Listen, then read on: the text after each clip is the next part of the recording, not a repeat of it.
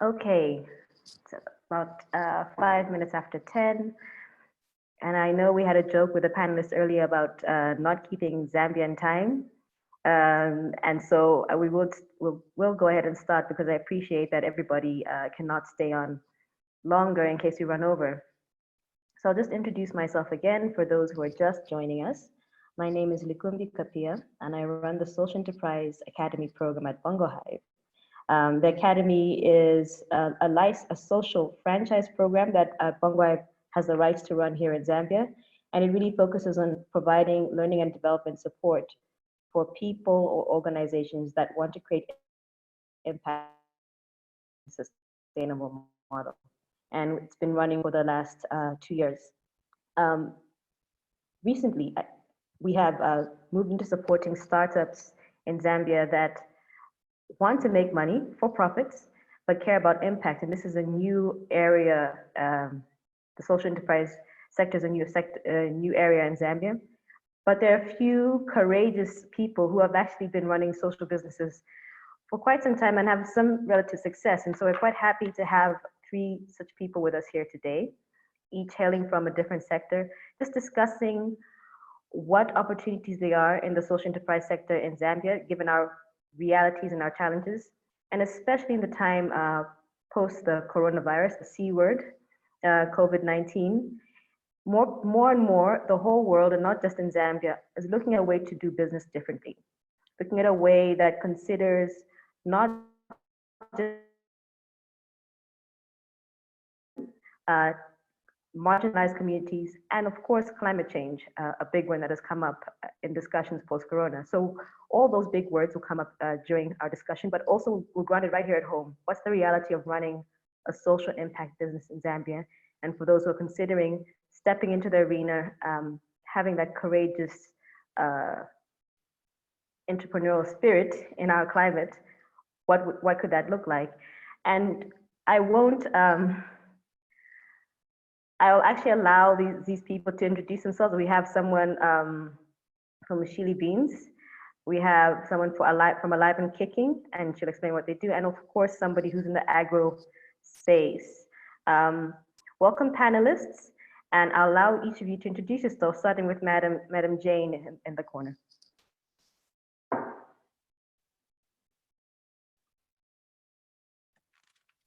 Oh, hi, everyone. Thank you for joining us. My name is Jane Thiongo, and I'm the country director for Alive and Kicking here in Zambia. I'll speak a little bit about Alive and Kicking. Alive and Kicking is a football manufacturing social enterprise that was set up in 2007 here in Zambia. We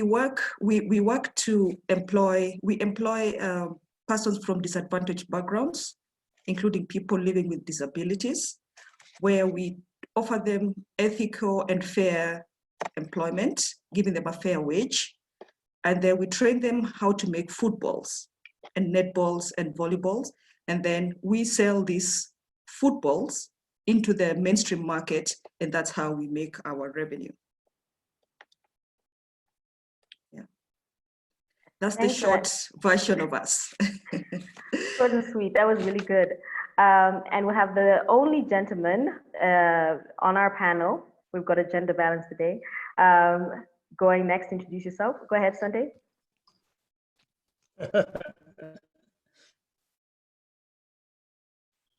Hi, everybody. My name is Sunday Simba. I am one of the co-founders at Good Nature Agro. So Good Nature Agro is turning 6 next month. So we are pretty happy about that. We're past the 5-year mark that makes or breaks social enterprises. So we are basically a social enterprise that works with small-scale farmers, and we are on the mission to move impoverished small-scale farmers into the middle class. And when I say middle class, it's not the economic definition, but for us, it's making farmers have the ability to sustain their homes, so they're able to buy living goods, growing them to have the ability to save and be able to buy inputs for themselves, and having a consistent supply of trainings and also an open market for the produce that they grow. So we are a legume company. In other words, we work with legume crops, and we have a seed company on top of that. So by legumes, we grow soybean, we grow groundnuts, we grow cowpeas and beans, and we grow all this with the poorest of the poor small-scale farmers. So we are predominantly in the eastern province of Zambia, and we're working with over 4,000 small-scale farmers. We've just also grown into the northern province, where we're working with 400 farmers and hoping to expand this year. We're also on a new expansion model that does not only look at seed production. So our seed brand, Good Nature Seeds, is selling to over 1.2 million customers in the country. But then we've also realized the bigger group of small-scale farmers that would also want to be recipients of the same kind of model. So our model in 3 phases summarized is we identify small-scale farmers, train them.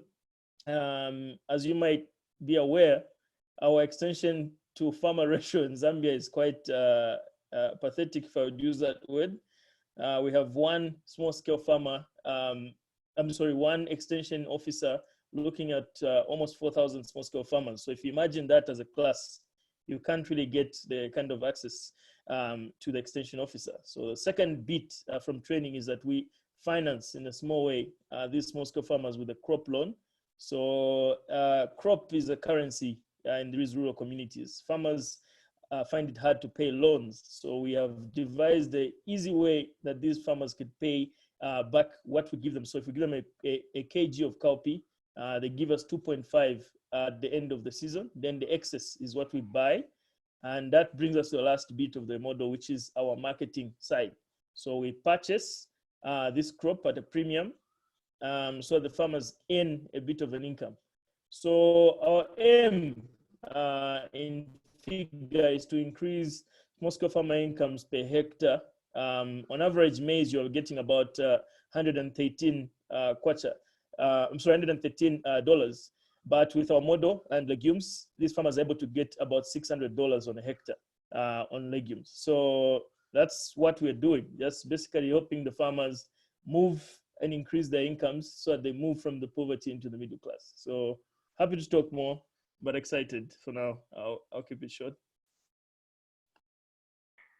Thanks, Andy. That was a very comprehensive introduction about the work that Good Nature Agro and Good Nature Seed is doing. Last but not least, it's our other lady panelist, Vaezi.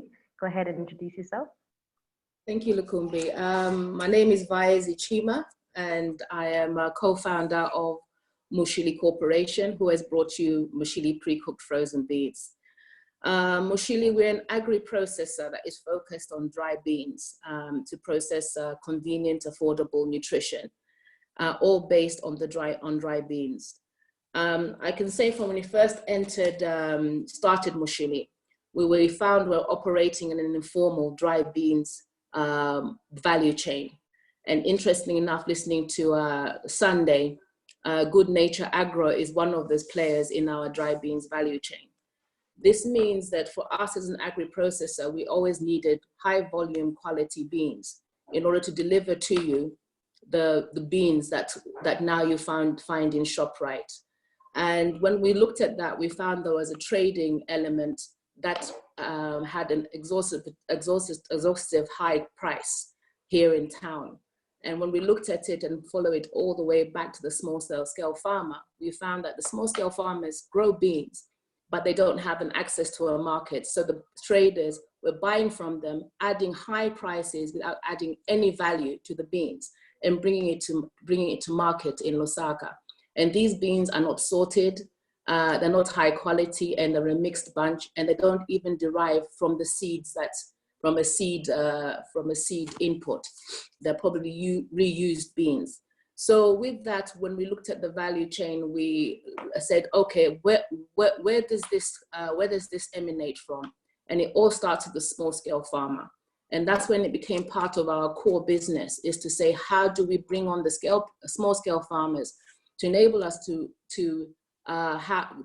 get the quantities we require? Because for Mushili, we're looking at a couple of hundred metric tons couple of 100 metric tons per year. And we wanted to include those small-scale farmers into that value chain and offer them a favorable price, but at the same time, build up their capacity to understand quality and value. So for us in Mushili, we brought out our Mushili pre-cooked frozen beans, which is now available in the retail store. So I hope you've all had some. And when you look at the Mushili bean, just remember that a small-scale farmer has grown beans, and that has gone into that product. And the impact we've had in the dry beans value chain, I think, is something that we could all be proud of, all the actors in it. Because before we started the Mushili beans product, we were buying from small-scale farmers that didn't have a clue of what access to market means and what the requirements are. Ideally, would like these farmers to use seed, to invest in seed. And this is the things that, like Sunday has just mentioned, how do you empower farmers to use seed and to also have that capacity to be able to have a higher production volume and to produce more a year. Zambia, we do have farmers have the capacity to have more than one harvest a year. There's climatic change issues that we have to address, but this is where we can say for us as an agro-processor, we're saying talk to the seed people, because there are seeds that are available to address climatic issues and to have also to withstand to be resistant to the certain things that our production volumes face. So with that, this is where we see that as Mushili, our business model does have social impact in that sense.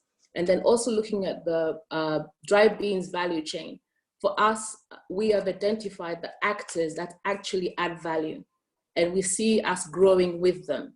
And also as we grow with them, we're opening opportunities for other actors, social enterprises, aggregators, to be able to enter that value chain, to move it from the informal, where there are these distortion prices, into a formal, where people would think, what inputs do I need? How do I provide a quality product that would go into Mushili, into a processed product that is with the consumer?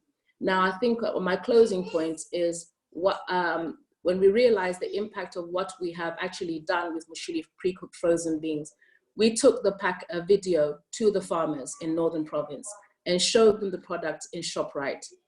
And they were completely surprised, because they identified a value chain. And we said, the beans we bought from you last year, this is where they are, and people are buying them in ShopRite. So for them, they identified that, okay, I don't just have to sell to a farmer. These beans go into this packet. That means they have to be of a certain quality. When Mushili asks for, can we get a loan for seed? We'll be able to do so because we know we've got a market and we'll receive a fairer price. So I think that is where I'll close out here in introducing Mushili and our business model. But I think Mushili, I hope you enjoy the fact that we've taken away the 6 hours of preparing your kablangeti and lusaka and given it to you to prepare within 10 minutes. Thank you. Awesome. Thanks, Vayeji, for that very detailed introduction to Mushili beans and your product. It's also great to see the relationship, and as somebody has commented here from Facebook, really impressive value chain extension between the two last panelists. But I also know, for example, a bit about Alive and Kicking with Jane, and that they source their leather for their footballs locally. And at some point, I believe Jane getting it from Zambia, if that's still the case. So we're seeing with all these social enterprises here that it's more than just the business, that you actually are a key player in the value chain, whether that the other actors are social businesses themselves, but at the end of the day, incorporating them into value chain and creating impact. And that's on a good day with all the challenges that we face in Zambia with energy issues, with regulation and red tape. And then here comes, at the end of the first quarter this year, here comes something we weren't expecting, any of us, in any of our scenario planning, the coronavirus, and that disrupts how we can move raw materials to our factories, how our workers get there safely. And I just want to have an understanding of how did you handle those disruptions or the effects of Corona to your work, and what has that meant for the intended impact you want to create for your sustainability, for example? And we'll maybe then change the order and maybe start with gentlemen first. Sunday, what was your experience? Sounds good. More than happy to talk about that. So Corona has, to some extent, spared our kind of value chain operations. It hasn't really shut them down, but it has slowed them down. So as you may know, this is more of the harvest season, especially here in the Eastern Province. A lot of farmers are excited. This is a time that they exchange their crop for money. So it's their hard-earned crop for an income that they can utilize for the rest of the year. Most of these farmers are earning an income at one point in the year, so one payment, and that's what they sustain all the way through. So with a company like ours, what we've done is we've taken all the effort to learn how to sort of minimize the spread. Lucky enough, in the East, up to now, I think also only as of yesterday, I think there were only 2 cases and they're on suspect. But then it hasn't really, the virus hasn't spread as much, but we're taking precaution to sort of take it like it's already here. And with the kind of work that we do, we're working about 50 kilometers away from most of the city centers. So we could be the vectors in that sense. So what we do is we've sort of minimized our normal operations. So our normal operations would be if farmers were selling their crop, they would come in groups of 10 or more. But we've minimized that to much, much less, so 5 or less at a given time. So that has slowed down the process. So our buying process was supposed to take about 2 months. It's going to be extended by an extra month plus. So for us, it changes the mode of business in that sense, but then also it has affected the way we operate. I would say it in a good way. It's added to us our capability of actually adapting with the situation. As you may notice, I'm in my home. So what we've done is we've kept our work, our active manpower in the offices and all the production operations at 40%. So 60% of the staff at a given point is supposed to be working from home remotely. And then we switch dependent on days throughout the week. So this has sort of given people extra roles. People that were specifically for factories, for example, can now also operate certain aspects of the business that require them to be more productive around the office space. So generally what I would say is it's slowed down business, but it's not shut it down. So we have also come up with different scenarios. For example, as you may know, the country is not shut down per se, but few things are closed. But in the case that it shuts down completely, what happens to a business like ours? We do fall in essential because it's food. But then we can also try to look at a scenario where it's totally shut down. What happens in that sense? What happens to the small-scale farmers that are supposed to receive their payments now? What happens to all the employees that are looking at this as also a source of income? So right now we have about, like I mentioned, about 4,000 plus farmers. We've got about 48 employees now. And then we also have an extended group of people around that who are working at the factory and also working in our field operations. That adds to that number. So each one of those is essentially trained right now to look at what they would do in the worst case scenario. So we're trying to see how we could also do it in the communities. So we are minimizing any interactions there. So we have trucks going in and out, but then they're also following the prescribed health rules. So we have few people there, but in case of a shutdown, we are looking at how we can basically store in these communities and make sure we store it up to a time when these things can open up. So it's an interesting time. We are adapting. I think one of the aspects of a social enterprise that you do need to be agile and really adaptive to the situation. Nobody saw Corona coming, but it's here, so you have to live with that. So one of the things that we look up to is I think most of our team has already been trained on what's called design thinking, and it has given a mindset that allows them to think around problems. So being able to be the solution, or at least create solutions around different problems. So be it in the way we pay, the finance team is equipped to think about what they could do innovatively.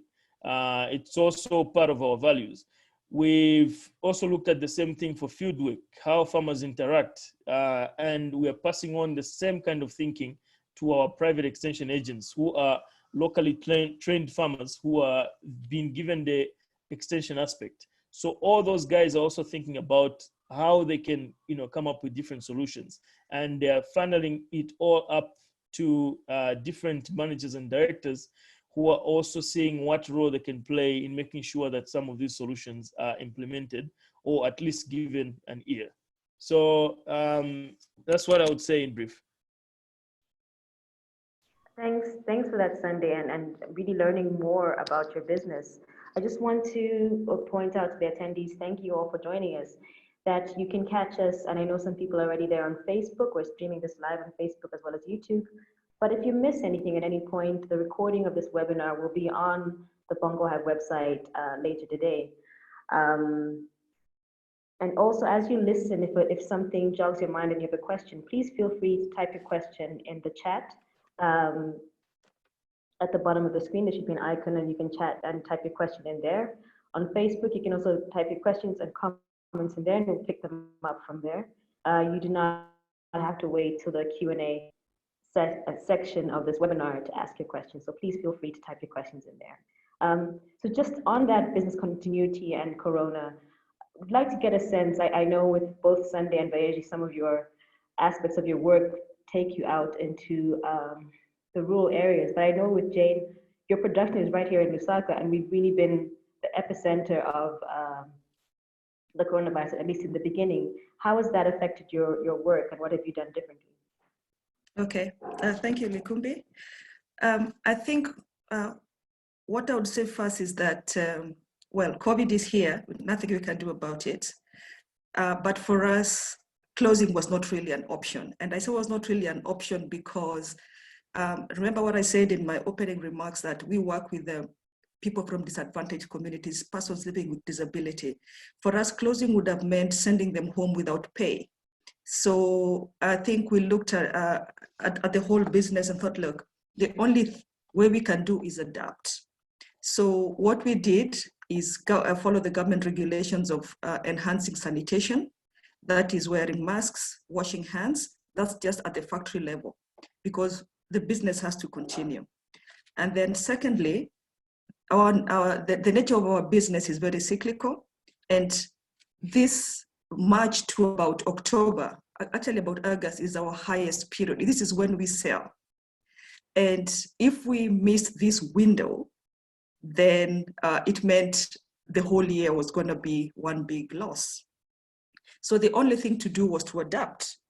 So what we have done is we have continued to produce, but we luckily we also just moved last month into a bigger warehouse of factory space, meaning we are able to actually do social distancing in the factory. So people are 2 and 3 meters apart. So that is good for us, and continued very, very enhanced sanitation.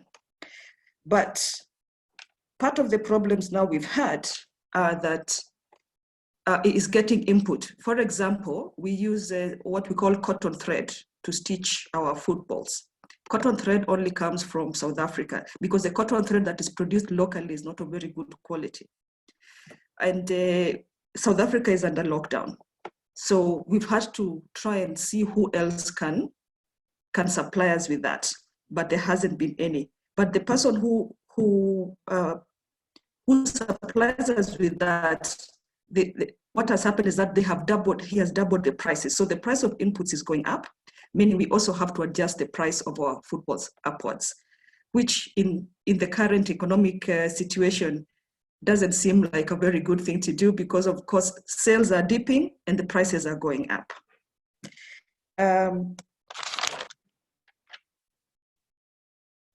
Yeah, so we've had to start looking for alternative sources of inputs. We also import part of like the inflatable bladders all the way from India. I think we all know that India is under complete lockdown. What to do? So again, it's sourcing for inputs. Is there anyone who can do it locally? That's what we are looking at. So maybe there's an opportunity there for local suppliers. I don't know. Anyone listening who can supply us with inputs, please get in touch. I think people are scrambling right now to put together business plans for cotton thread and inflatable bladders, but those are interesting things to know. And that you have an immediate off-taker in your business. Yes, maybe I can add one point, Likumbi. Go ahead. Sorry. Some part of the things we've had to do in terms of how we operate is like because we are in sales and we are selling a product. We used to do like sales meeting once a week, just to look at where we're going, how our sales doing, what is the market talking about. Now we do it daily because we have to look at the business almost at an, I don't want to say hourly basis, but it's a daily. Every evening, myself and the sales team we have a WhatsApp call and we talk about what has the day been, has the day been like, how is the market looking like, because we really have to just adapt day by day. It's no longer, you can no longer plan like week by week, at least for us, or per month. We actually look at the business day by day. Yeah, thank you. So that's an interesting one, shorter decision-making timeframes as well. And those WhatsApp and Zoom calls are coming in handy. Vayeji, what have you done in your business in terms of adapting to the pandemic and the situation that we're in? For us, our factory operations is in Lusaka as well. So nearly 90% of what Jane has mentioned, we have had to adopt as well and had to address. So on the operational level, it's bringing in the COVID food processing guidelines, but it's affected the reduced number of volume that we're able to produce today per day. And but looking at that, what we're talking about post-COVID, I think we have to reflect on the 2 years prior to COVID. We were still dealing with the economic recession. Our dry beans value chain was becoming more and more disrupted because of the climatic change that affected the production yield 2 consecutive years. Now we've got COVID. So while we're addressing those issues, COVID has enabled us to really find the support, to talk to all the actors to find out what exactly those issues we're trying to address before, how much more have they become disruptive to your operations, and working together. I think collaboration has come out more post-COVID. You find that you're talking to your seed suppliers, the enterprises in between, to say, how can we address these points? Because if we don't, what is happening is the increasing price of beans, which not only affects the food processor, but also affects you, because your nutrition becomes more expensive. So looking at, I think on the, like I mentioned, the operational side in the factory, it is the bringing in these COVID measures means that we produce less per day, but we've still got orders to fulfill to get this, to get our product to the stores to you. So the inputs that when Jane was talking about the input side, we were reliant on South Africa and China. We were in the process of optimizing, designing an optimized production line that was due to be implemented soon, but we could not move because our equipment is stuck there, as well as things like packaging and an essential part like packaging. So we have now looked at how do we, for certain items, how do we look locally? I think the big issue for most food processor is packaging. So that is an area that would like to see develop in Zambia. And on the equipment technology side, that has had to be delayed. But at the same time, there's certain things we can do locally, and this is where I'm saying the collaboration comes in, because as our margins get hit, we don't want to translate an inflated price to the consumer. Then it becomes impossible for that consumer to have that affordable nutrition that we've based our ethos on.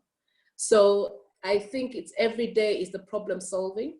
And also I think, I believe that now there's more of a global attention to address what is happening to those vulnerable value chains in countries. And the legumes value chain is one that has got a lot of focus. So with that, we're able to collaborate with the actors and also articulate what the challenges are and explain them to the global bodies that are watching, trying to help us address these issues and get that help. It may not be for Mushili, but through Mushili, we can say, we know this social enterprise that is essential to the value chain, to us delivering this product that needs your help. And we work to get those people to address their issues. So I think for the post-COVID, it brings more of a within Zambia, I think the industry is becoming more and more collaborative and also understanding where the bottlenecks are so that you can refer them to where they can get help. Whereas before, I think we're so focused on our businesses, but now we're more and more collaborative. But at the end of the day, the business models have to cover your costs. You have to continuously make your profit. It's still the paramount of the ethos of our business. We still have to continue finding ways to keep the profits going through COVID. I think that's key. I'm happy that you've highlighted the idea of collaboration and how you can support the other actors in your value chain, to get over this hump. And I think that it's not just looking at the negative sides of what the pandemic or the situation is, but also where we can optimize. I'm very thankful to see that some of the attendees have got questions, and I think before we go into our next round of questions with the panelists, I don't want to move too far from this. So there's actually a specific question here for Good Nature Agro. And the question is, how has your business been affected by climate change? And I know Vayesh touched on the last 2 years, seasons had drought here in Zambia and I think in the region. But for Good Nature Agro, how has your business been affected by climate change and how have you come to terms with that? Sunday. Yep. Thank you so much for that question. Actually, we've had climate as one of the driving impetuses for this business from the very beginning.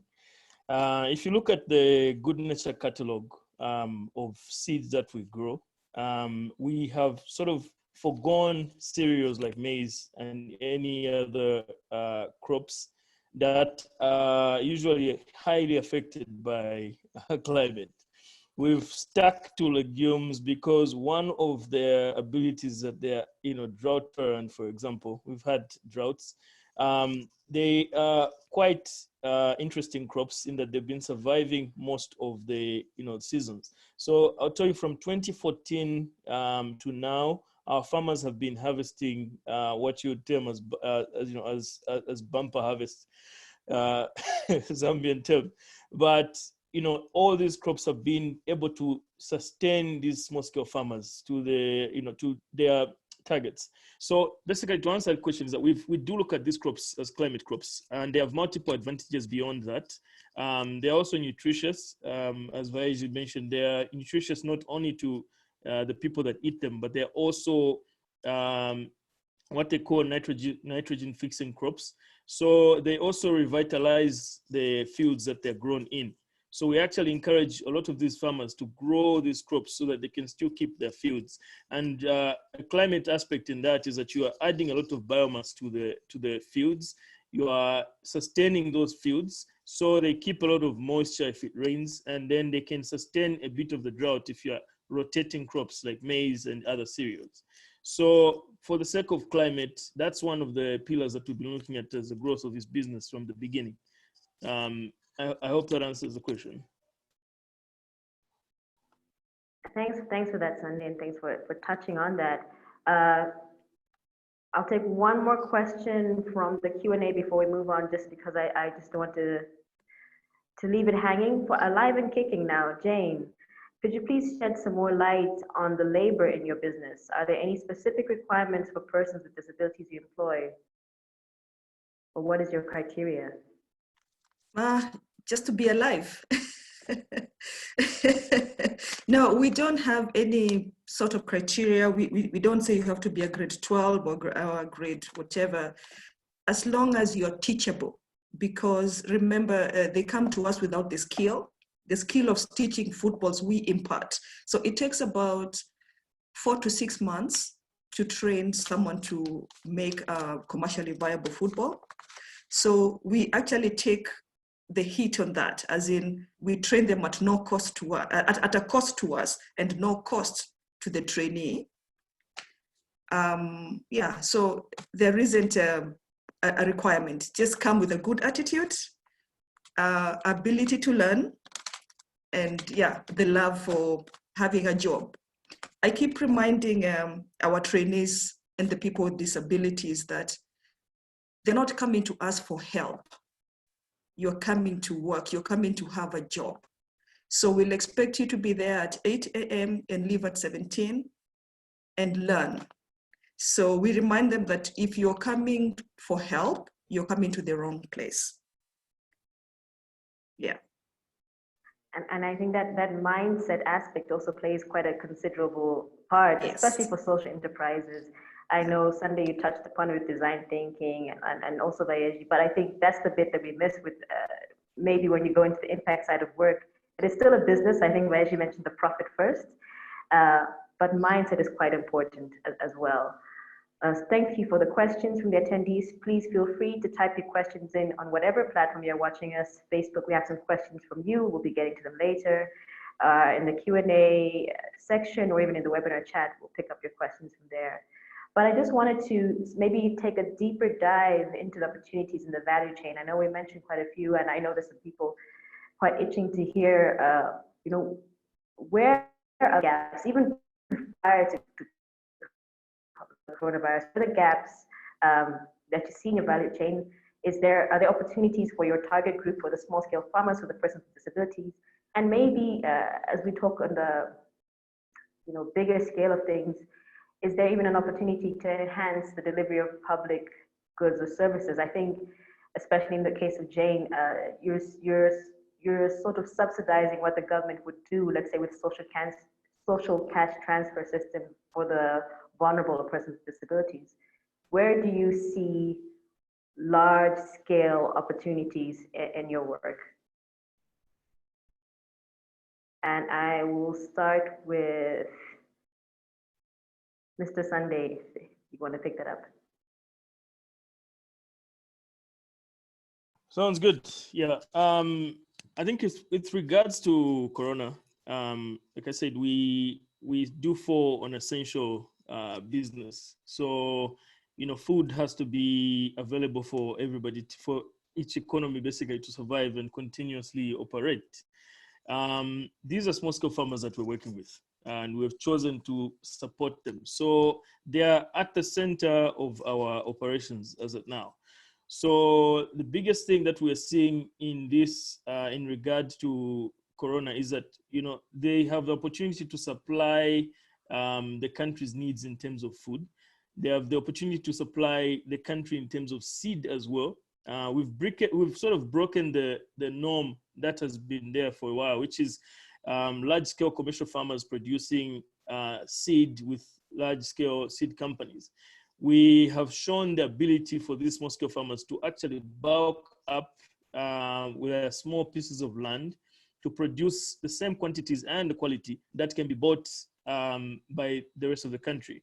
So one of the mottos that we use for our seed is small-scale farmers producing seed for small-scale farmers for the rest of the country. So for me, that encourages me a lot, because there's an opportunity in that sense that they are not only seen as rural, impoverished, and vulnerable, but they have the ability to feed the whole nation. So in regards to Corona, some of the things that we're concentrating on at a low scale is making sure that these groups are sustained.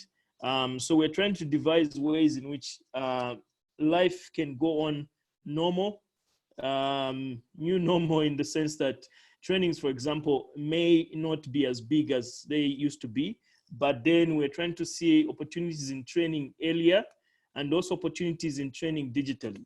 So we are trying to pilot a few training modules that can actually go hand in hand with our technologies. So we're trying to use what's called Smallholder, and it's a training app. It's an M&E app. It's also a communications tool. We are uploading trainings that the private extension agents, so like I said, these are small scale farmers that have been elevated into extension. They are paid by us for the first year, and in the second year going on forth, they're sustained by a portion of the revenue of sales from these small scale farmers. So each of them is in charge of about 40 farmers, a group of 40 farmers. So each of these can give adequate attention to groups of these 40 farmers if you break them down into groups of 10. So the training is being minimized to that allows these private extension agents to give particular attention to the small scale farmers going forth. So we are partnering with Smallholder on the training side. So like Vaija said, it's actually a shocking time in the history of agriculture, in the history of Zambian agriculture, in that it's a high collaborative atmosphere now. Everybody's looking at how they can work with each other. So we've also started to look at other non-governmental organizations in the space that are offering other services. So for example, we're pushing the agenda of allowing our small scale farmers to have their crop registered also digitally. So instead of marking it with markers, making sure that we track crop from each and every farmer, and they can also track their payments using some of the barcode reading and other technologies of that sort. So that minimizes a lot of handling. So you're also kind of looking at how you can minimize the spread, but also you're adding that aspect of tracking. There are also opportunities in the value chain. Like Vaija said, we are looking at agricultural processors, so agri-processors. And we've been working with some, not only in Zambia, but also in Southern Africa, especially in the beans value chain and soybean value chain. So we work with a product that we are now calling Good Nature Sauce. So Good Nature Sauce is not only producing seed, but it's also producing commodities that can be linked directly to these agri-processors. So we look for companies like Mushili Beans that can say, well, we need 1,000 metric tons of beans next year.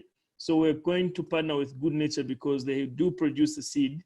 We guarantee the quality and the quantities through our network of farmers and make sure that it's supplied to a company like Mushili. Then we know that Mushili is also a social enterprise and they look for supporting those small scale farmers. So the proceeds are going directly to these small scale farmers. What other value chain opportunities? Is another one that I've just added, which is also opportunities for expanding opportunities like training to youths in the communities. So we've partnered with it's a local institution here. It's called the Kotete District Women's Association, and part of their aim was to look at how they can support the youths in their communities. So for that private extension agency group, we're looking at how we can support mostly youths that can train for a longer period of time, but they also have the ability to move from place to place. So it's opening up an opportunity for them as youths basically to learn the skill of agriculture, but we don't just select, we select passionate youths that are also interested in the agriculture space. I'm a firm believer of passion, and you can categorize rural people as mostly farmers, but you also have to look at the ability for them to be passionate about the process. Just like any place, there are people who are interested in agriculture, there are people who are interested in artisanry, a lot of sectors. So you select the group that is also going to give the quality, and it comes with passion. So that's what I look at. So in summary, opportunities for collaboration, I think that's a big one for value chain collaboration, like Vaezi put it. opportunities for the youths, and also a chance to basically support different partners in the value chain. So like these non-governmental organizations that are working with small-scale farmers, and they're looking for a hassle-free sourcing of seed or commodity that can be regarded as quality, and they get the right quantities. Thanks, Sandy, for that. It's always inspiring to hear what's going on, outside of Lusaka, and I'm excited to hear about the aspects of digital transformation in your business, especially coming from Bongo Hive. It always gets our, antenna up. But how do you see the opportunities in your value chain and with the target group that you're working with?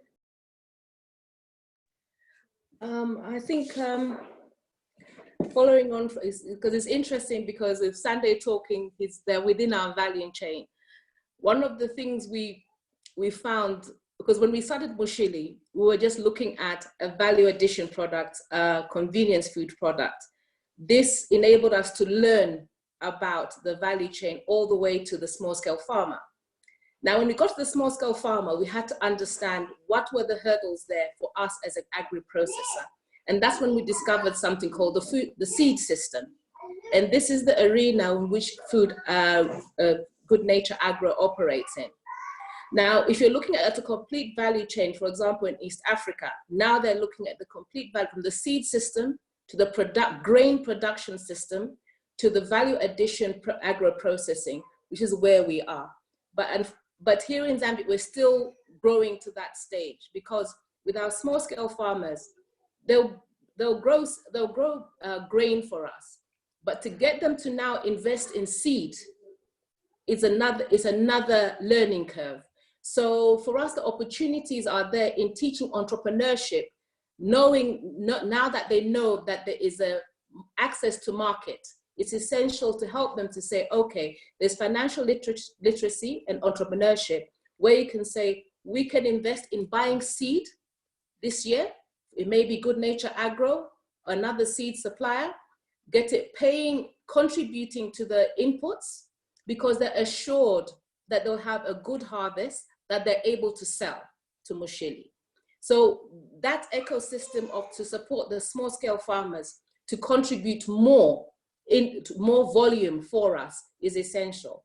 I think the figures, probably Sunday can confirm it for me, but the production figures for dry beans for Zambia was about close to 40,000 metric tons. I think it was 2018. We have a capacity to do even 200,000 metric tons. And this is where an understanding of seed and consumptions, because Zambians, we have preferences, we have varieties we like. Everyone knows only Kablangeti. Why is that Kablangeti is the only one that we know? And why is that our farmers are not using Kablangeti seed? They'll use the previous harvest and keep selling, but we're still paying a high price for those dry beans. So there is opportunities for people to come into that value chain, not only the dry beans ones, but the other value chains. Is how do we unlock these challenges? Because it affects the prices, because we're producing less than we should. Even if you say we're in a COVID situation, but COVID enables us to get those resources to address those issues, because there's help. Organizations are asking, what can we do to help you to strengthen these food chains that are essential? And I think that's where we need kind of that thinking. So if you're thinking about being a social enterprise, look within your value chain, try and solve a problem. And this is where Mushili came in. We looked at, it took 8 hours to eat our common favorite beans. And now we've done it we can prepare it in 10 minutes. That was a problem that we identified that affected every one of us. So even for anyone else thinking about going to a social enterprise, identify a problem, develop a business model, because you have to think about covering your costs and a margin to have revenue and to grow. Otherwise, if you're not thinking in that way, you're becoming an NGO. So it would be very distinctive. So I think that's what I can impart on that question. Thank you so much, Virgin. You came out so strongly on, covering identifying the problem, and having a solution that is sustainable and covers your costs. And that's just the whole ethos of social enterprise, social business. And I know, having had several discussions with Jane, this is strongly believes it. You need to cover costs. Otherwise, your impact is going to be a wash. But on your side, Jane, especially when in our context, when you're working with persons with disabilities, the first thing that people think is that, oh, you must be an NGO. So I'd like to just think of you to share what opportunities you see. By the way, anybody from the NGO sector, we're not saying there's something wrong with being an NGO. We're just saying it's different from being a social enterprise. But yes, Jane, what is your take on this? Okay. I think, let me first start by saying that as the only local manufacturer of footballs in the country, there's a lot more we can do, but we are constrained by very many things. If I talk from an internally, we are constrained by capacity to produce because of because of the number of people we have to train. Maybe something that I didn't say this, at our footballs are hand stitched. So we have to train people. We don't use machines for stitching. So the people have to be trained first to make a commercially viable project. Football. So for me, and there's a lot of opportunity because we don't even cover the market as such. By the end of the year or by the end of most months, we sell everything that we produce. So we see that there's opportunity there, but we need to we need to expand in terms of the number of stitches. However, we are constrained by our resources as such. So for me, there's opportunity for funding, for venture funding. There's opportunity for anyone who would like to fund an activity like ours so that we can expand. That is one. The other opportunity I see in the value chain is for resellers in the country. Currently, most of our footballs, most of our products, over 50% of our product is sold through the big chains, the Pick and Pays, the ShopRites, etc. But the smaller traders, there's an opportunity for someone who has a shop or someone in the villages where we can't reach to come to us and actually buy at the same price that we give ShopRite and go and resell. So that's an opportunity for resellers, for local resellers, instead of all the business going to the people who already have the money.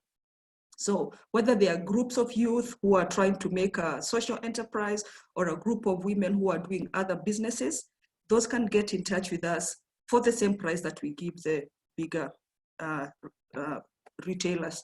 Then that's also an opportunity. In the same value chain, and I think I alluded to this before, there's an opportunity for people who can provide inputs that are manufactured locally, but with a caveat, they have to be of very high quality, because there is no way we can buy just because they are local, but they're not of good quality. So if you can get in touch with us and show us, like I talked about cotton threads, I talked about the inflatable bladders.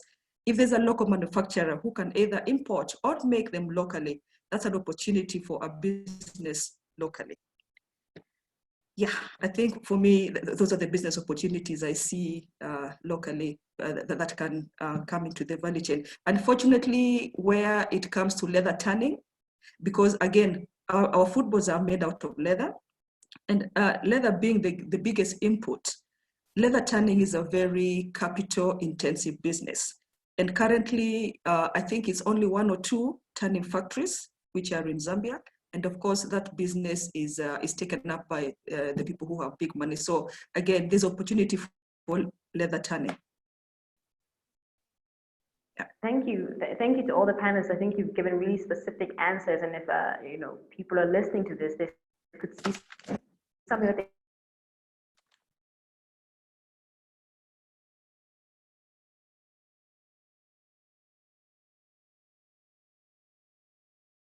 what advice can you give to social enterprises that are non-essential, but in the line of COVID-19, non-essential, but are still affected by COVID-19? How can they stay afloat?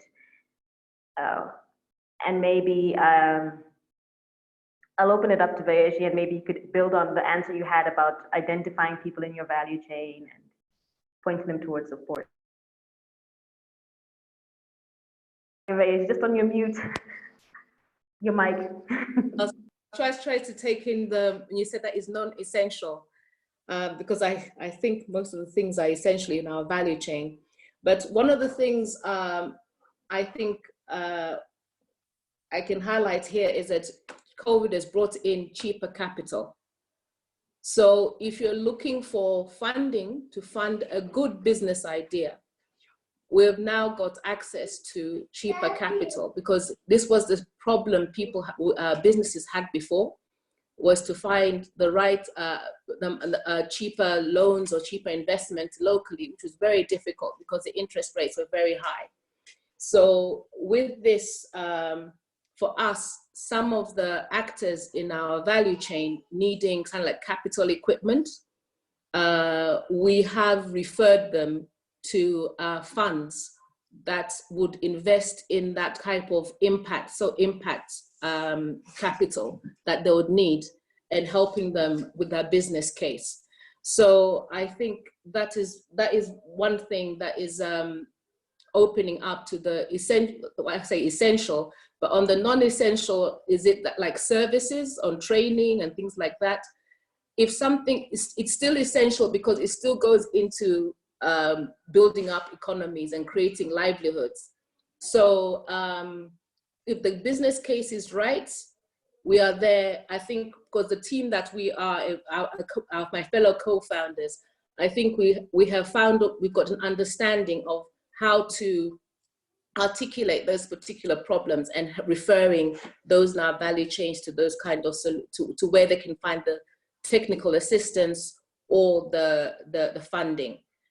But for now, I would say that take advantage of access to better capital terms for yourselves, but make sure that you're actually delivering an impact that you can explain and understand the costs and understand what you need to resolve it and understand the costs and being able to articulate and getting that support, because those are the points that are very helpful and that would enable us to sustain what the challenges we face.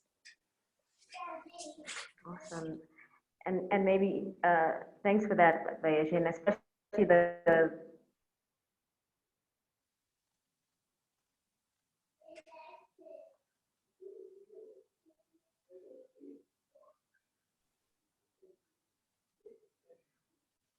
stay afloat.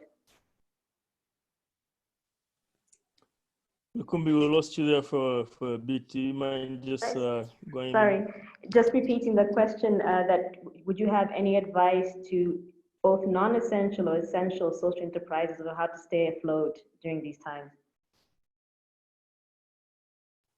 Did you get that? So, I got that. Yeah, thank you so much. So I think one of the especially in the social enterprising space, like I think I mentioned earlier, is that you have to have the advantage of being able to be adaptable to the situation. So like I said, COVID is here and you have to basically either be essential or at least try to be essential in a way. So one of the things that I've learned in the space is to pivot. And it sounds like a fancy buzzword that every social enterprise is using now, but it is definitely a survival skill. So for me, it's looking at what are the low-hanging fruit in terms of advantages that the businesses could take that could earn them a bit of revenue to survive at a period or become the main source of revenue. So you have to basically live within the problem to turn it into an opportunity. The other one, I think it's going to be a theme between me and Vayeshi, is collaboration. Look at what you can put together with different businesses that are essential and maybe offer that as a value for them, and you can turn that also into revenue. So there are a lot of ways. If you're in the social enterprise space and you remain as a sort of rigid business, it's very hard to sustain yourself for the long term. You have to really be flexible. Sometimes it means changing your whole model of operations So I'll give you an example of Good Nature itself in the beginning. And I'll give you, it wasn't COVID, but it was something similar, not a pandemic. But we did not start as a legume seed business. But our core mission was to basically move the small scale farmers from poverty into the middle class. At the time we started, we were actually a technology business, but working with these small scale farmers. And we're looking at introducing small scale technologies that will help them better their lives. So for example, we had maize shellers that would, in record time, shell their maize so that it can be on the market at the right time, so they get a higher income and sort of process a high tonnage. We had fixed bags. By the way, we introduced the fixed bags to the country. And that was a Good Nature initiative.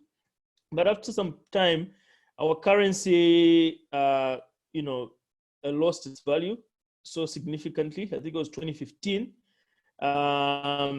So we could not produce some of these technologies in-house. We could not purchase them at the price that we needed to basically sell them at a profit. So we had to look at the production side, which we were doing, but at very small scale. So at the time, we were actually looking at introducing these legumes to the small scale farmers that they earn an income, but it wasn't the main purpose of our business.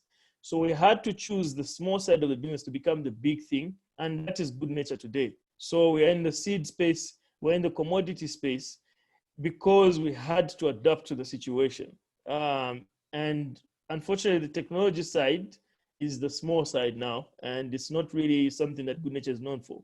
So in the same way, you have to look at opportunities that are around you to remain essential. If you are providing something with a mission that is core, it's going to come back. You are still going to do it, but you might do it in a different way. So look at what value you're offering, collaborate with us, and be able to adapt to the situation. Thank you, Sunday. And I'm picking there the key word, pivot. Always address the problem that you are set up for, but in different ways. A lot there really about mindsets and shifting. Jane, what advice would you give to these essential and non-essential social enterprises on remaining relevant or sustainable during these times? Okay, I think I'll add on to your question, as in just how to survive COVID or no COVID. I think, and I think I've always said this, have a good product or service, something that is solving a real problem. Otherwise, then it's just a hobby that you have. So if for example, I know I don't do beans, but let's say it's a Vaezi and Sunday, the beans they are doing, and I mean, the product is good. Like Vaezi, I'll try your beans. I've seen them in the market. I'll buy a packet today. I'll see. I mean, like, so what I'm saying is that have a good product that can compete with other products within your market. Like if if for example I go to the supermarket today and I see here's a packet of boiled beans, here's a packet of another boiled beans. If I buy both, can packet A, what is good about packet A? Is it the packaging? Is it the taste? Is it that it doesn't have stones or something like that? So I'm saying have a good product that can compete. I always say don't have the product that people just buy on Christmas Eve to go and help other poor people, then that's not a business. So it has to be a really good product or a service that solves a real need, okay? Number two, I think adaptation. How do you adapt in these COVID times? I think we'll have to, it's become very difficult to make a long-term strategy in these COVID times because we don't really understand where COVID is taking us. So I think one of the ways to adapt is to look at your social business on a day-to-day basis. Do your market intelligence. What's happening in the market? How are your competitors doing? How are your complementary products doing? Because look, it's a business. If your competitor goes down, it opens up a whole new road for you. So yeah, look at the market every day and adapt and get your market intelligence in almost on an hourly basis. That's, I think, is what I would say. on an hourly basis. I think there's an opportunity for market research companies there. Wow. But I sort of want to pivot, if I can use Sunday's keyword there, to one of the questions in the Q&A, because we've been staying quite a bit in the private sector, and talking even touched on impact on investors and accessing resources. But there's one big player we haven't mentioned so much, and came out in one of the questions from Tiza, and she asks, how is the government intervention in supporting your creation of new opportunities? Specifically, she asked with target farmers that may have been affected with climate change. But Jane, of course, you can add any government interventions to your business. So how government interfaces or reacts to your business, how they supported it, are they roadblocks or barriers? I will start with, sorry, Sunday, we'll put you on the spot.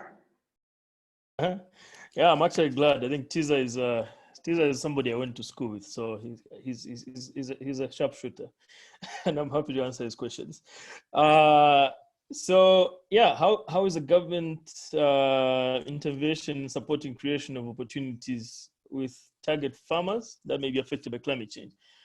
So I think one of the things that the government has really been good at is supporting agricultural businesses overall. In the private sector, we tend to basically work in isolation, but one thing I'll guarantee you is that we are working within the governmental statutories.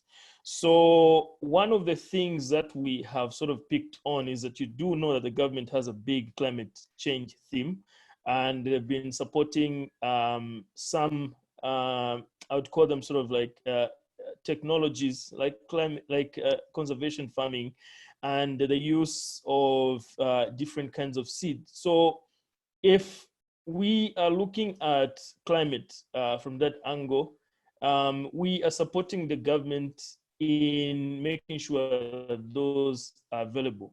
We train our farmers to make sure that they get a good yield following some of these practices. And we're also supplying the kind of seed in diversity that these small-scale farmers can grow, not only to evade climate, but also to earn an income. So for us, the government has been supportive in many ways, in that, one, the climate is good in terms of business. We're able to do our business. I heard, I think, Vaizi talk about, some of the technologies that she wants to bring into the country, having slowed down because of COVID. We had a similar experience. We just brought our multi-phase processing line into the country last year. And one of the basically things that they helped us with is to make sure that it crosses these borders, and it came through for us. And we did actually have an opportunity to present ourselves as an agricultural company to get incentives for such technologies into the country without being charged high fees, because we're in that sphere, which is the agriculture sector. Something that we are still looking at. So in terms of business, they've been supportive. The agricultural businesses, the agricultural private sector has been given a few incentives here and there that are pretty helpful. Then I'll tell you, being in the Eastern Province and working with these small-scale farmers, it's not uncommon to find collaborative ways in the communities to work with governmental extension officers. Like I said, the ratio is quite slim. One extension officer to 4,000 farmers is, it's undoable. You can't do it. So we are collaborating with these governmental officers to provide more extension through our network. So for me, I think government and private sector go hand in hand, and you have to find some of these collaborative spaces to make sure that it actually happens. And then they've also been providing certain opportunities to actually highlight our work. So they've sort of directed us to work with the Zambia Development Agency to make sure that opportunities that are there for expansion out of the country is also there. And also some of the local supply of crops in form of tenders are usually given preference to local suppliers. So that helps in that sense. I think I'll cover those and let the rest of my colleagues see what they can also add on. Thanks for that, Sunday, and for just answering that so completely, and bringing up to one big player, of course, in ZDA and how they enable SMEs in Zambia to sort of access markets. Reggie, what has been your experience with the government and enabling your work with Mushili Corporation? I think looking at where we are now being an agri-processor and having a product in the market, they've been very enthusiastic and supported us for what we have managed to achieve. So when it's one of the products that has demonstrated value addition in Zambia and an entire value chain that is local. So with that, we're able to consult them on certain points. But I would say in the beginning, when we were starting off, what we struggled to get was data to build our business case. So when you're asking what is the consumption of beans, what is the sales of beans, there are certain things that we struggled to get in order to build our business case, but we based things on assumptions, but we didn't have the facts to back them up. Yet we could see what was happening in the market. So I think with that, there's a realization that there's certain support, that they realize the gap in how they need to support us, and they're working with us to bridge those gaps. Otherwise, I think Mushili pre-cooked beans being a Zambian product, it's something that they truly support.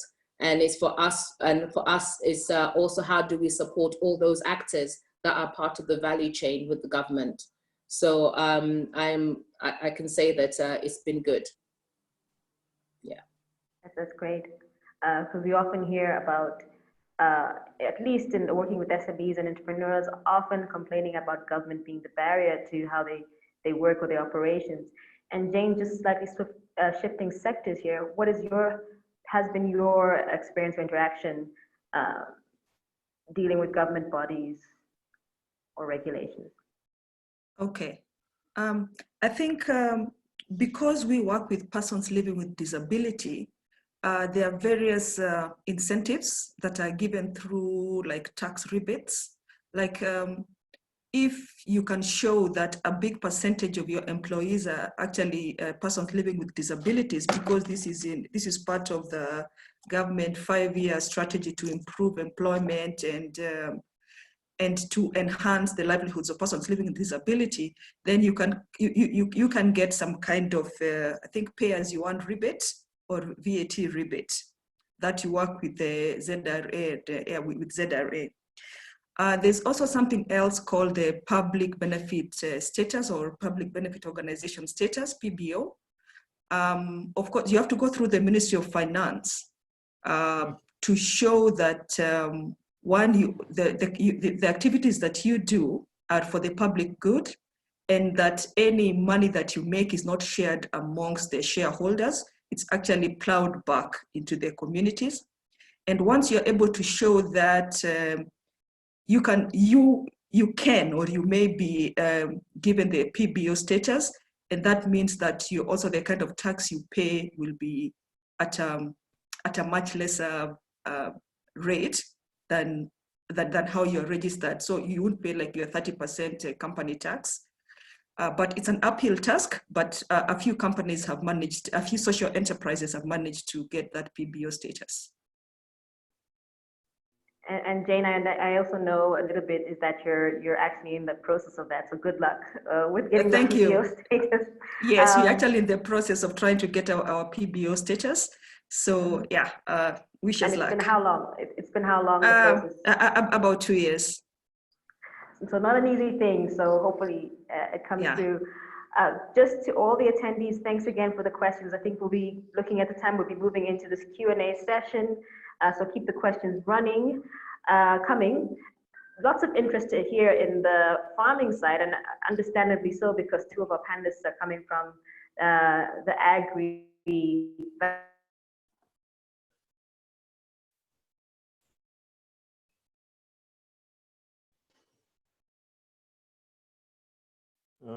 Is Lukumbi frozen? How are you convincing farmers to diversify? I think when we talk about farming in Zambia, people just think maize. So how do you convince them? not that. Vayeji, since you're smiling, Sure. I'm going to start with you. We're smiling because we didn't hear half of what you were saying. Oh, sorry. Sorry, this is the Zambian internet. But if you can see the Q&A, teaser's question in the Q&A chat, are you able to see it? If not, Vayeji, I'll just share it.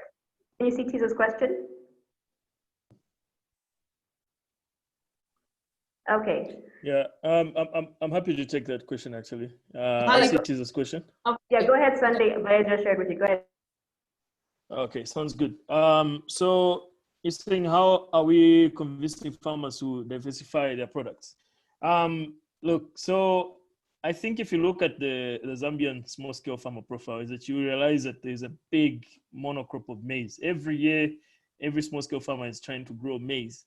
Maize in, maize out.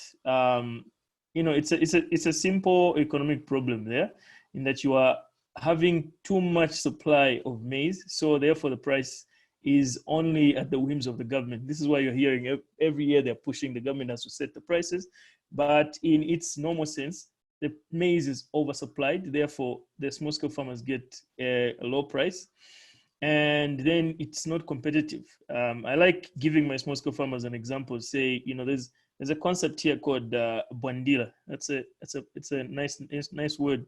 It just basically means like open market, and you have like variety of stuff. So now here, one of the products that's common is these Chinese shirts, and they're very brightly colored. So you find yellow, red, all that kind of stuff, and they're made of polythene. So if you are near the fire, they'll melt.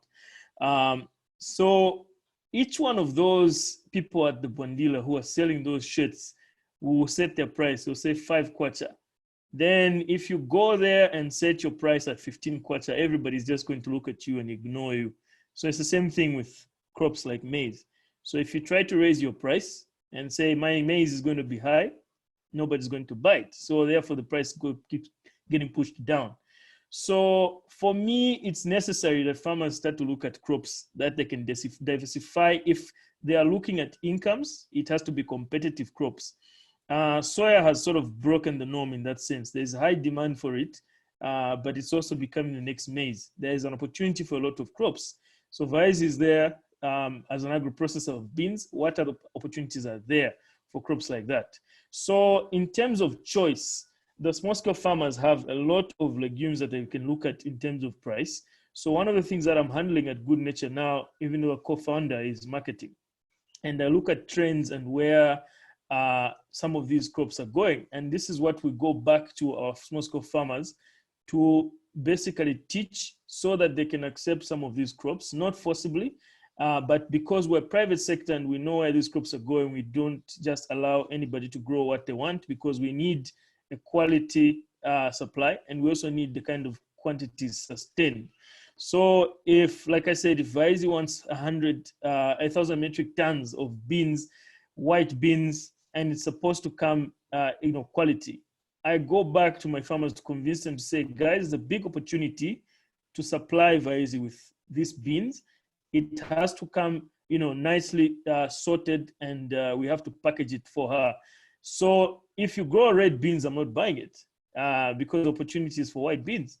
So you have to go back and be intentional, unfortunately, to supply that. And then you make sure that you train it as an opportunity for them to also see the business value, so the value chain itself, and start to build a sense to look at other opportunities. So if it's not just beans, what else is there and what kind of price is it fetching? How do I work with a company like Good Nature to make sure that they are supplying me with that seed, so that I'm able to sell to them or sell to other people, to make sure that I'm supplying that context. So there are opportunities for farmers to diversify, but we've started with the legume sector because it's also neglected and it's undersupplied. So the opportunity is in that sense. But if you allow choice and you're in the private sector, it might really hinder you in terms of what kind of quality you're going to get, also in terms of what kind of quantities you're going to get. So I hope that answers Tiza's question. I hope so. Full answer there. Vayeji, did you want to add about how you can get farmers to diversify, or? I think Sunday explained it very well, because for us, yes, if I think you've met our COO, it drives him crazy when he goes to a farmer and they're insisting on maize, because maize, they're assured a market with maize. And it's just like for likes of Mushili, it's to us assure them that we've got an access to market, and also working with the likes of Good Nature Agro. Then they identify that, okay, I can actually find a market if I invest in this. But it's a process, and I think we're getting there, because if you look at East Africa, they've got to that point. And this is where cooperatives and aggregators and social enterprises come in, because they can aggregate the volumes and work with the small scale farmers to actually show them that there's a viable product. And this way, we as the industry can say, I need this particular variety grown next year.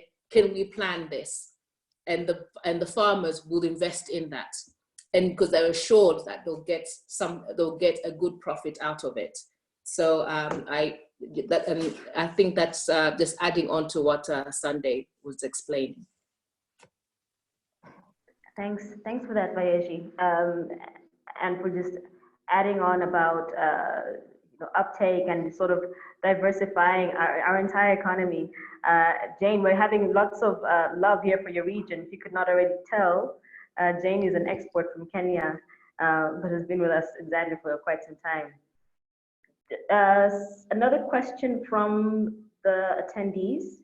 It's about exporting into the Africa Continental Free Trade Area. And do we think we can catch up with other big exporters in the region like South Africa? And really in all three of your businesses, it sounds like there's room to expand. So could you maybe share your thoughts about the opportunities or the challenges to go beyond Zambia? Starting with Madam Jane.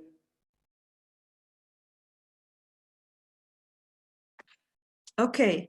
I think there's a lot of opportunity. I'll talk, of course, specifically about my products. Currently, the little export that we don't do it directly. We do it with other small-scale cross-border traders who come and buy from us and do the export and go to resell. But there is opportunity. I think there's a lot of opportunity to export to the smaller countries around Zambia. I don't know about South Africa yet, but I know that we've had interest from Malawi, we've had a lot of interest from Zimbabwe, and we've had interest from up to Mozambique. So actually, even Angola. So I think there's opportunity. I would say the model I would love to use is the same one where we just use cross-border traders who come and buy from us and they take the product there tax-free from Zambia. I find it an easier model for me, and I'm speaking just specifically for us as Alive and Kicking. But there's opportunity for a trader in Zambia, a reseller who does cross-border trading, who is Zambian, to come to us, and we'll give them the same good price that would give a bigger player. Great. Thank you, Jane. Vayeji, what about in your business? How do you see export? How does export play a role in your business? I would say I wouldn't have started Mushili if I didn't think in that way. It was not to be a local company. It was meant to be for us to be the next Heinz Beans, as a Zambian company. So for us, it's in our plans. And the Mushili pre-cooked frozen bean is the first of the line of product lines. And we're developing another product that we're going to launch. So for us, it's always been for local and for export. That is incumbent on us to understand what the consumer market is outside Zambia. But so far, we've got a lot of good feedback on the product. And this is through our retail stores as well. And a lot of interest in the product, because it's the convenience of nutrition is something that's on the agenda at the moment when it comes to food. And for us, this is where we want it to be. And yes, there are challenges, and for us, we've got all those challenges written down and how we're going to address them. And for us, it's dealing with the cheaper capital to be able to have those volumes, and to also have the volumes of beans that we need, and to also enter a seed system where we can actually feed in what the consumer preferences are, the type of varieties we would need and that we plan for. So yes, for us, it is always the intention. This is why we formed Mushili. Thanks, Vayeshi. And just to wrap up this line of questioning, I'll go to Sunday. Sounds good. Yeah. So Good Nature has been fortunate to be exporting, and we've been exporting quite good quantities across our neighbors. So we've been able to supply Botswana, we've been able to supply Malawi, which is a consistent customer. We've been able to supply quantities as far as Africa as well. So export is in our DNA. Like Vaezi, I think we're also not looking at ourselves as a small Zambian company, but we're looking at it as a regional player. And we've already started looking at partnerships that are going beyond the country. So one of the good stories that comes up to mind is about a year ago. I think we were put amongst a few other Malawian companies to sort of supply seed and guarantee a specific germination percentage. I think they didn't want anything lower than 60%, which unfortunately for Malawi was a common trend. So we supplied them and they got above 80% germination. So for them, that was a huge shock, and we actually won a few tenders based on that. So that's going across borders and being able to have a presence. So as of last year, we now have a Malawian presence, which also allows us to export easily. So there's a Good Nature Malawi that's growing up there. And then we are also looking at some of these opportunities with agri-processors that are in South Africa. So we do, in regards to the question, we do have a big opportunity to supply the region. Zambia has got a lot of opportunities. We can be the bread basket. I think we've been, and we can be consistent about it. We have all the right soils and climates to basically feed the region. So there's a big opportunity there in the agricultural space, and we're trying to see how we can harness that, but not only working with commercial farmers or medium scale or small scale farmers, but a consistent blend. So for certain varieties, we do rely on commercial farmers. For certain quantities, we do rely on sort of the emerging farmers. But for the core model that we have, which is the social enterprise side and harnessing the impact, we are getting everything from the small scale farmers. So we've also just put quality as one of our tenets. We make sure that what we supply is the quality that can be understood across borders. So that enhances the kind of export. Because if you look at most of our markets, it doesn't matter what, for example, soy people get, we call them briefcase buyers. Yeah, they don't care what they get. They just get, even if it's rotten, even if it's like mixed, they don't mind. But we have seen a premium in taking the time to sort of sort and make sure that we guarantee the quality that a client wants, or the quality that a certain portion of the region wants. So we take the time to work and make sure that we supply that, but it's coming from all these players. So emerging farmers have a big opportunity in Good Nature Agro. And if you have questions on that this year, especially with the Good Nature source component, it would be nice if you're an attendee, just reach out. Small scale farmers, unfortunately, we are very specific with what we choose and which areas to sort of invest in. But for commercial farmers, again, that's a big opportunity for them to sort of grow some of our premium varieties that we're also sending. And a good chance to sort of work with us on the research and development side so that we supply good quality, consistent seed and commodities across the region. Thanks for that, Sunday, and for the invitation for people to reach out to you after the session. Unfortunately, our hour and a half is already coming to an end. That was really, I guess time really flies when you're having fun. But I wanted to, since this is their platform and I think they're doing such amazing things, really throw it back to the panelists to give their hot takes, 30 seconds or less, key points that you want attendees or people listening to take with them, remembering that this will be recorded and other people will be accessing it. So to those wanting to create impact through business models in Zambia or in the region, we're facing similar challenges and opportunities. What's the key thing you want to take from this? And as it's the last round, we'll start with the ladies first. Madam Jane. Okay, I think this will be a repeat of what I'd said earlier, but again, I insist, have a good product or service that can compete, that can compete in the market. Get ready to run the social enterprise as a business and not as a hobby. That would be my take. And if I could throw in the word pivot that everyone has used apart from me, I think even in these COVID times, don't pivot too far from what your social aim is. Otherwise, you'll find yourself starting over. So yes, adapt, but don't pivot too far. That's what I would say. Awesome. Adapt, but don't pivot too far. Bayeji, what would your hot takes be? I think for us, I would say is, like I keep saying, identify a problem you can solve, identify the market, and understand the consumer of that product you're going to design to solve that problem. Because at the end of the day, necessity is the mother of innovation. What is necessary, what people find as a necessity is what you need to focus on. And I think through our experience, pessimism is not allowed in this.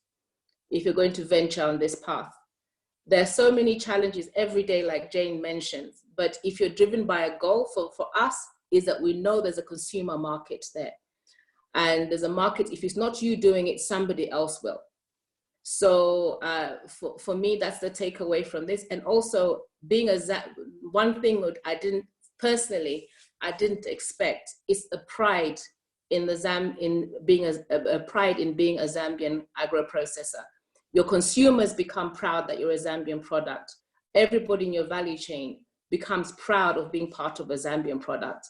So that is one thing that I can say you can take away from my part. Is that local products are very much welcome, but it's not easy. But every day, keep on finding ways to resolve your problems, because the opportunity is big. Sorry, my internet's lagging. Thank you, Bayeji. Sunday, you go next. Sounds good. I think I'm just going to sort of give a few tips. With the social enterprise space, I think you've heard all my colleagues. It takes work, but it takes very strategic work.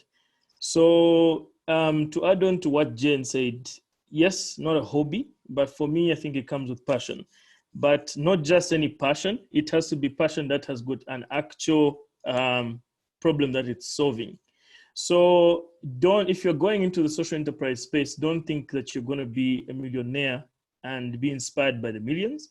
Sometimes it's the millions come in people's reactions. When you see your solution work, that sort of invigorates you to continue pressing on. So don't think about the millions. Then another thing is, don't aim to be big. A lot of people want to look at social enterprise for their name, for their legacy and all that kind of stuff. Yes, that can be there. It's a personal impetus, you can have it. But if you're in the social enterprise space, it's for the social good. So you have to look at it starting from its humble beginnings, if you have that chance, and let it grow. So don't haste its growth, just let it grow, and let it grow naturally. If you have big ambitions and you find good funding or anything like that, let it grow. Then sort of another piece that I would add there is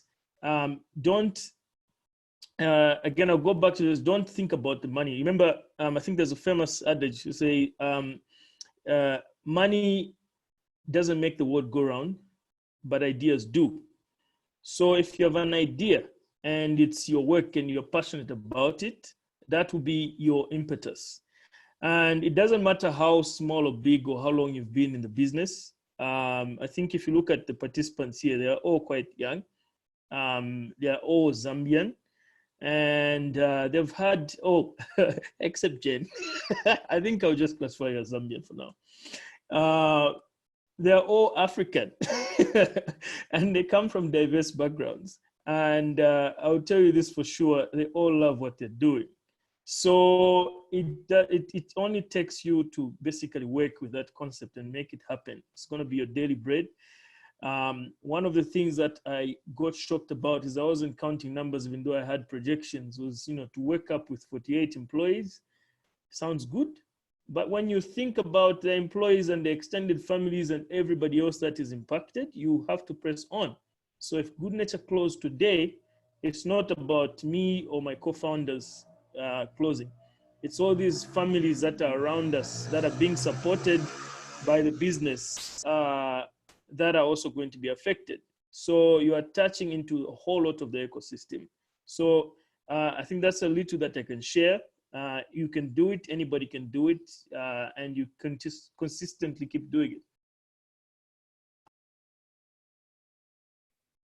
Thank you, Sunday. And it's always so inspiring. You really left us on a high note, but it's always so inspiring to be around social entrepreneurs because the passion really comes out strongly, and that's what drives them every day. Yes, we need to make money to stay in business, but it's the passion that drives us. Thank you for all the attendees and the panelists for taking the time to be with us. I know in our context, data is not cheap. Your time could be spent anywhere else. So thank you for joining this really interesting and inspiring talk.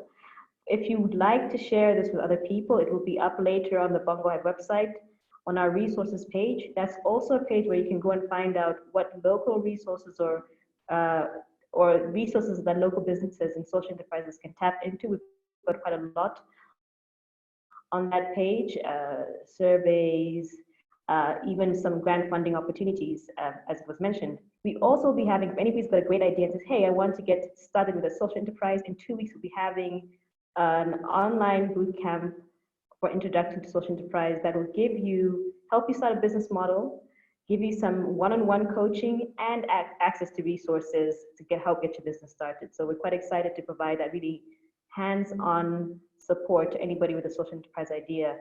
Somebody who may want to provide that cotton thread that Jane was talking about, or services that Bayeji or Sunday needs.